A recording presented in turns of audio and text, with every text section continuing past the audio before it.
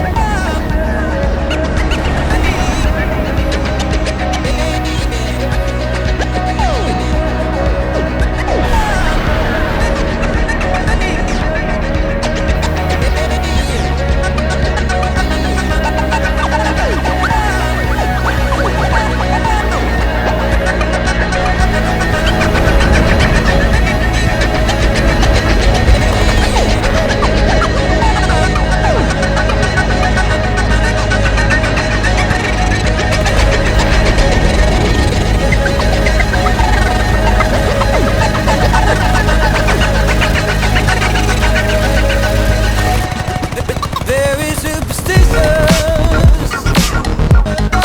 Wash your face hands. Let me go problem. Do all that you can.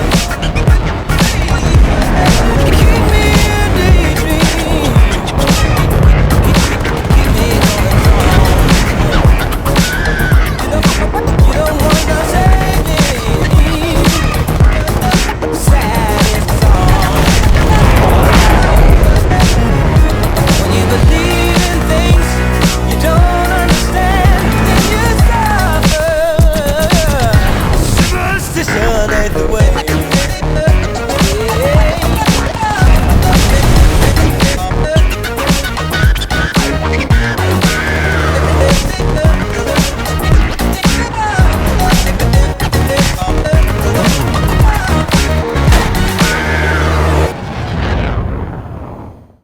Hey guys, Baboon Burglar here. Today we're taking a look at the Canberra Mark VI, or the Canberra.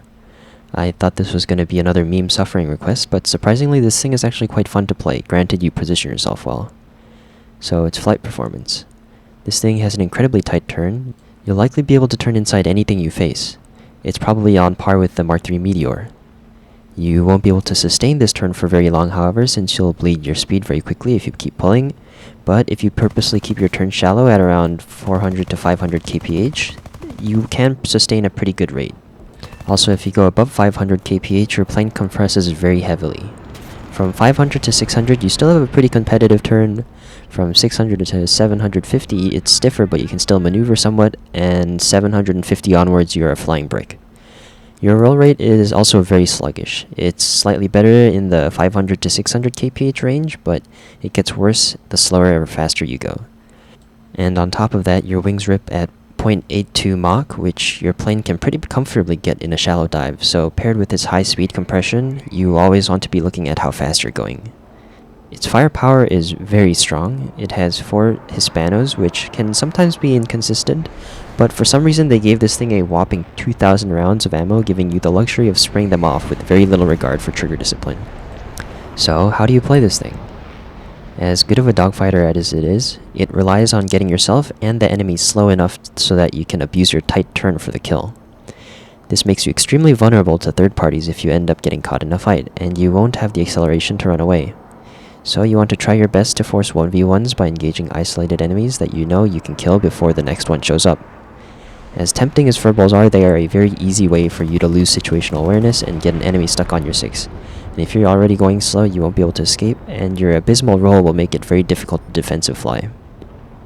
Head-ons are also pretty tricky in this plane. Typically, you'd want to go into a head-on with as much speed as possible, since when you turn to dodge, you'll be able to clear the enemy rounds much faster. But with this plane, because it compresses so much, you don't want to be going too fast. If you're going too slow though, you won't have the speed to clear the shots, and the enemy will also have an easier time getting the second follow-up burst, so you want to avoid this as well. The poor roll also makes it difficult to make your dodge unpredictable. So generally in a head-on, you want to be going around 600 kph where your turn is still acceptable, but you're going fast enough to clear the enemy rounds. And you want to be the first one to start firing to put as much pressure on the enemy as possible. Once you get into your 1v1, you want to be careful about how you use your tight turn. In a one circle scissors fight, you definitely want to full send it with your full hard turn to stay behind the enemy.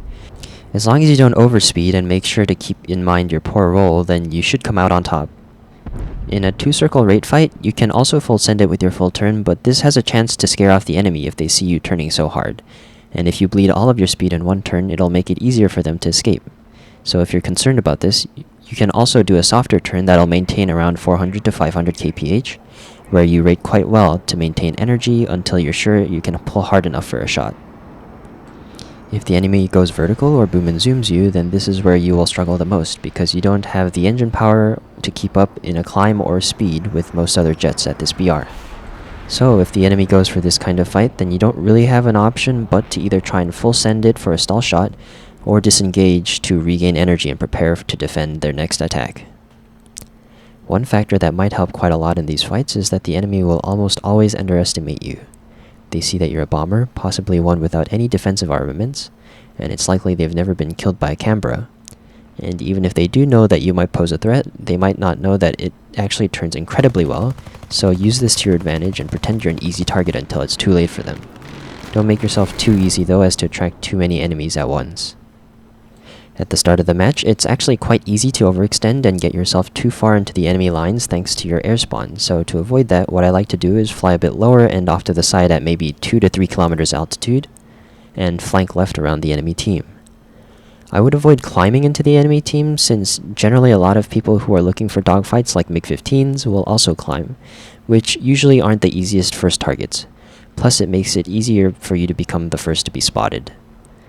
See if there are any easy base bombing targets like IL-28s at your altitude that you can take out, though I would avoid diving for F-84s on the deck since they'll outrun you pretty easily and you want to maintain a bit of altitude. Afterwards, try to find isolated and slower enemies behind the rest of the team, which should be easier first targets to go for. If you can't find a good target or approach angle, you can try and bait 1 or 2 away by running and maintaining distance until most pull away. If I were in a Sabre, I would fly lower at 1 kilometer altitude, but with the Canberra, you still want some altitude when you engage the enemy, as if you are forced to spend all of your energy in a turn, you do still want some wiggle room to be able to dive and regain some speed. Otherwise, you'll be stuck with no speed and no altitude, and no way of escaping. This fight was a little tragic. I might have survived if I had prioritized the Sabre, but that A4 was also a significant threat because he was running the full gun pods, so I feel like I did about as well as I could in a 2v1. This match I was flying off to the left as planned, and then I found this B-57, so I tracked him back towards our base to see if I can get an easy free kill. And these Hispanos are good, but they do tend to crit a lot instead of severing. Luckily, this guy decides to J out, so I don't have to finish him off before somebody steals him. And now I gotta decide who to go for next. There's a Sabre and a MiG-15 over here that I think might be pretty isolated enough that I could try and engage them.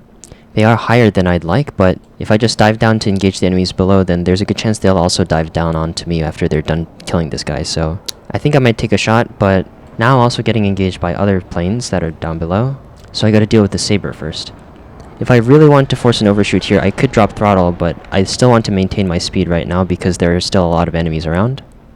I'm doing my best to give them a small profile and dodge out of the way. It's not as easy when you don't have a good roll, but I know the MiG-15 also doesn't have a good roll and compresses at high speeds, so at least he should be easier to dodge. Getting the follow-up shot is going to be tricky though, and now that there's a saber on me, I can't focus on him anymore. Going up is pretty dangerous here. I'm bleeding a lot of speed and making myself an easy target for that MiG-15, but I need to if I want to stay out of the way of the saber, and it looks like that MiG-15 is going for someone else anyways. And the saber sees that he's also losing the fight and disengages. In this situation, I can't really catch them, so I'm just going to bank my energy. Canberra is dueling the MiG-15, so I'm going to see if I can help him out over there. Hopefully it takes the saber some time to re-engage me from behind. Now I'll take these head-ons with F-86s since it does give me a fairly decent chance of taking him out, but sometimes all you get is hits. And you can see that dodging here is quite difficult because my roll is pretty bad. I've already bled so much speed that I'm going 400, and if he was any slower and decided to recommit earlier, then he could have killed me there. And because I was going so slow, that saber is able to get a good burst of 50 cals into me. Somehow I survive and it only kills the two guys in the back who weren't doing anything. It looks like with that desperate shot I was able to take out the other guy's rudder. So now I'm going to try and focus on this other saber. And he very conveniently manages to fly through all of my shots, which isn't that uncommon since jets at this BR fly pretty fast and the Hispanos don't fire that quickly. Looks like despite having lost his rudder, this guy is still flying around, so I'm going to see if I can take him out really quickly before I re-engage that other saber. Since the other Canberra seems like he's already dealing with them. Having such a large ammo count is quite nice, being able to spray down enemies like that. And to be clear, I should not have survived that dogfight. The enemy just got really unlucky with his 50 cal placement, but somehow I'm fine. Now I spot this F-84 who's ground pounding in front of me, so I'm going to see if I can go after him while I have the chance.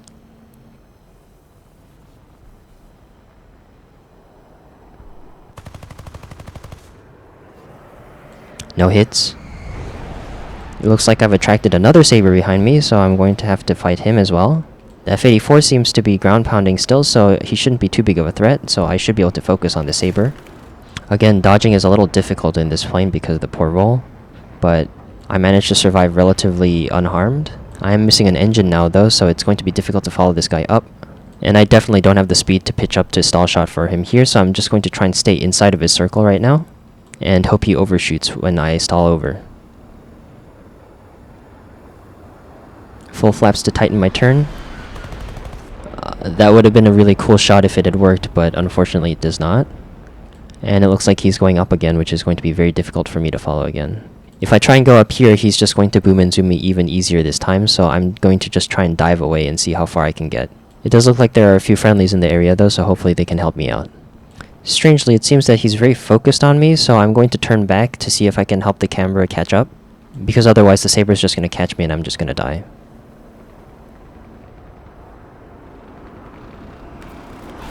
I'm getting really lucky surviving these shots.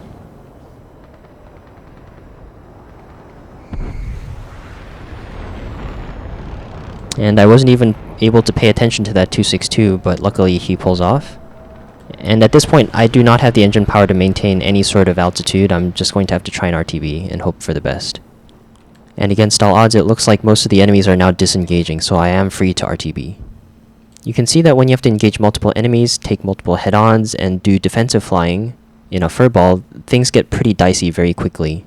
So even when the situation is controlled and there aren't that many enemies, I would still advise you trying to play very passively in those situations because they are still very risky. Sometimes you really have no choice but to engage in those kinds of fights though, since they seem to be the bread and butter of this BR. To try and get 1v1s, you really have to force that situation to happen by dragging them away from the rest of the teams. Now we tracked the last few enemies at their airfield, and so this LA-200's already been engaging them. He's been working on this F-84G, but he's having trouble turning in for him, so I'm going to try and drop in before he gets double teamed. I do have to watch my speed very carefully though. I'm already going Mach 0.79. I think I'll try and go for the saber first since he is the more dangerous target, and that LA-200 is already dragging that F-84, so let's turn this into two separate 1v1s. The F-86 is pitched up for me, which means that I don't have to dive down for him and I don't need to overspeed. I'm going to try and pitch down here, but I'm going too fast right now so I don't get the shot. Let's see if I can turn this more vertical so that I can abuse my lower speed performance. You can see that when it does have the speed to loop over, it is really good at it, but if you're going 400 already, then it's going to be hard for you to do a full loop over without going too slow. LA-200 might be able to take the saber while he's slow, so I'm going to see if I can take a head-on with this F-84G. And that was a very clean head-on. The F-84G was going slow because he had to climb up towards me, so I had a pretty comfortable shot that I could pull off from easily there. And now it's a 2v1. I just need to take out the Saber. I don't want to get too tunnel visioned or overcommitted though, because that might end up with me getting stuck in one of these pillars. I'm gonna loop back over and see if I can re-engage him. I don't want to bleed too much speed right now though, because if I do, then I might not be able to catch up to them.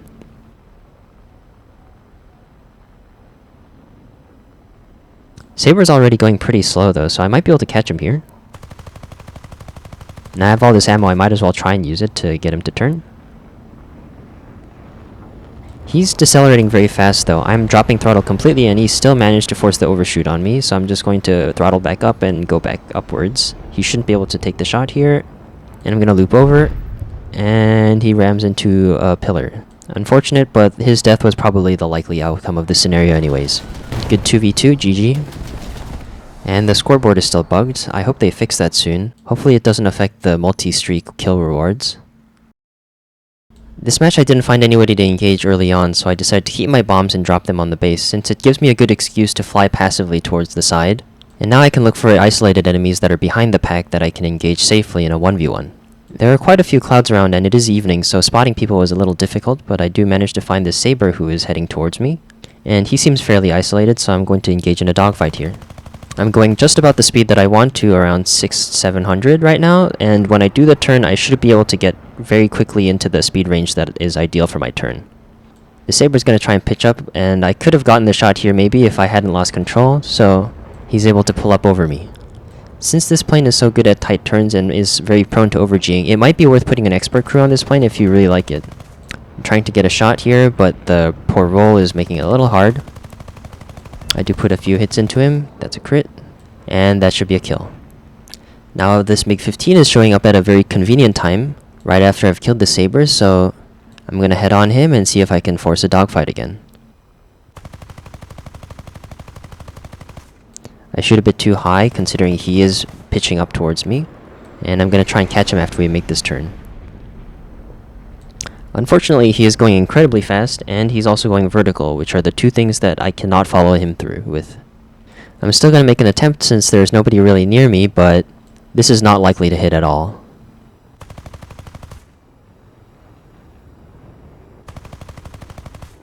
Yeah, no sauce. He seems to either know what he's doing or is just playing very passively. Either way, I'm not going to get much done here if I keep playing like this. So I'm going to dive down a little and see if I can bait him down with me.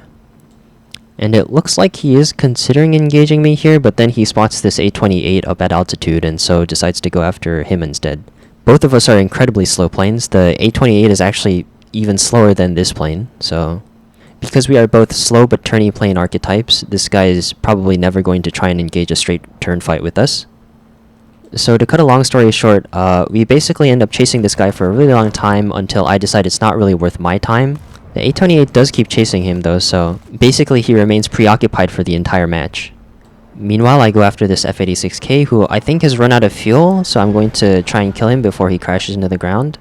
I'm at 0 throttle, full air brakes to make sure that I don't overspeed. And I have all this ammo, so I might as well spray. Not entirely sure why he didn't try to RTB before he ran out of the ammo. He looks like he was doing fine. And since that MiG-15 is still running, I'm going to go check out the airfield and see if there's anybody here. And I run into an IL-28 that's just taken off, and this Ki-200 who is just about to take off. Now it's likely that this guy's just going to J out if I just loop over for him, so I'm going to extend away and see if he tries to take off. And it looks like he is, so I'm going to air brake to tighten my turn very quickly and try and get the shot in on him. This could have been a lot more annoying, but it looks like he's at least making an attempt. Maybe he thought he could take off in time or thought I would extend away, or maybe he's just not aware of the J'ing out mechanic to save himself. Now there's two enemies left. It's one bomber and that MiG-15 that's still running from this A-28. It looks like he might at least attempt a dogfight here, so I'm going to see if I can interrupt it and take him out. This is poor target prioritization in hindsight, but I want to see if I can take out this IL-28. So I try and pitch in for a shot, but I'm going too fast, and the compression and poor roll make it very difficult for me to get that shot off. A-28 is still holding his own. That MiG-15 is going for a raid fight, which I think he should probably lose, but I'm not entirely sure. Either way, he's run for long enough, so I'm going to try and kill him right now. I'm going a little fast, so I'm going to pop air brakes real quick to make sure that when I do get the gun solution, I'm able to pull in for it.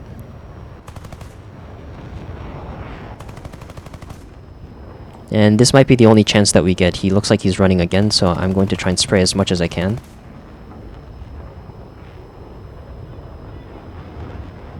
I'm going over 600 again, and he's getting closer, so I'm popping air brake again. And finally, I swear we were chasing him for like 5 minutes straight. The last IL-28 decides that he wants to be annoying and decides to base camp. And so the airfield ends up getting the F3H. The A-28 decides to RTB. He claims he wants to bomb just one more base, so I agree to his plea bargain. So I turn on wing smoke and give him enough space. So he goes in for the landing, and yeah, I don't know how somebody screws that up.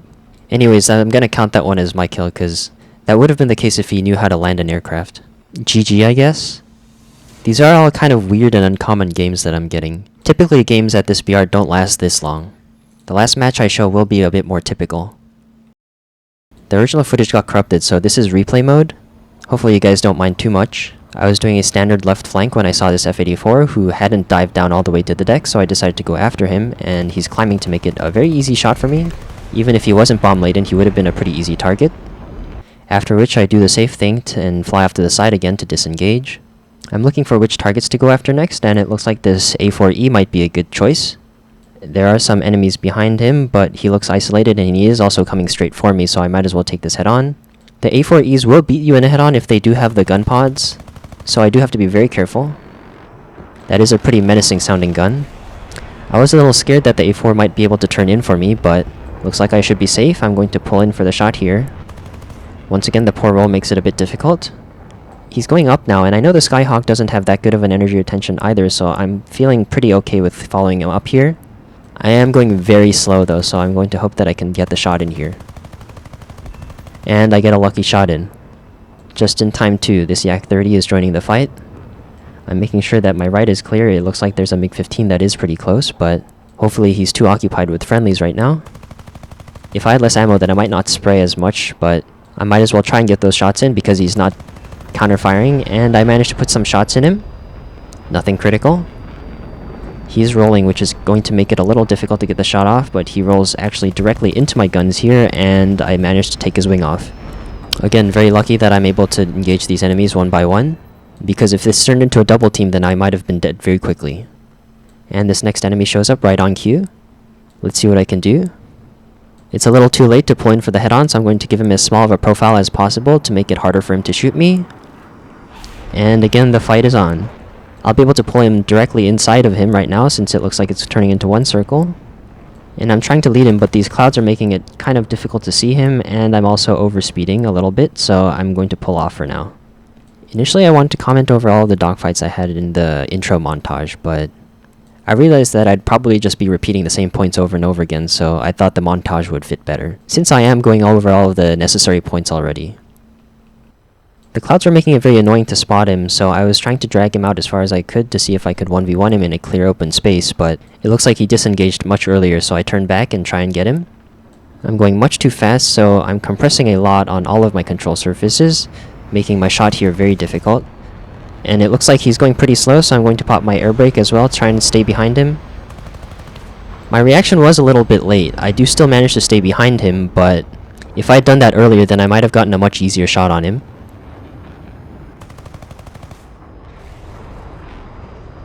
But it looks like he has no choice but to keep turning, so I'm going to be able to get this shot off here soon, as long as a teammate doesn't come and take it. I'm spraying way too much here, but I kind of need to, because sometimes the Hispanos just do no damage. All I got was hits and hits and hits, until he finally decides to crash into the ground, and I get the kill for it. We've got this LA-200 up front, so I think I might as well try and go for him as well. He is coming in pretty fast. And I'm going very slow right now, so it is a very risky head-on. Since he missed, he should not be able to pull in for me. He's going to go back up, though, and it's going to be very difficult for me to follow him there. Now, the smart thing to do here would be to notice that I'm going less than 300 kph, so I should try to pull off and regain energy, but instead I decide to risk it for a stall shot here. And even for a stall shot, I stay stalled for way too long, and so it's going to make it very easy for him to pull down and get a shot on me here. I'm practically stationary right now, and even if I had speed, it would have been hard for me to dodge because of my poor roll. Those didn't really look like they hit. You might say it's replay mode, but in-game it also looked kind of like that, but either way I'm not too upset since I did definitively lose the positioning fight here. I have heard that server desync has been significant for some people, but other than planes jumping around on my screen, I don't think that I've had too many issues with it. I also wanted to show one last example of me fighting this G91, where I intentionally widen my turn. You can see me neg-G'ing here, because if he sees that I'm getting instantly nose on, then he might just dive away. I don't know how effective this strat is, but I feel like I've gotten a few people to try and stick a dogfight longer than they normally would in this situation by using this strategy. Anyways, that's all for now. Bye bye.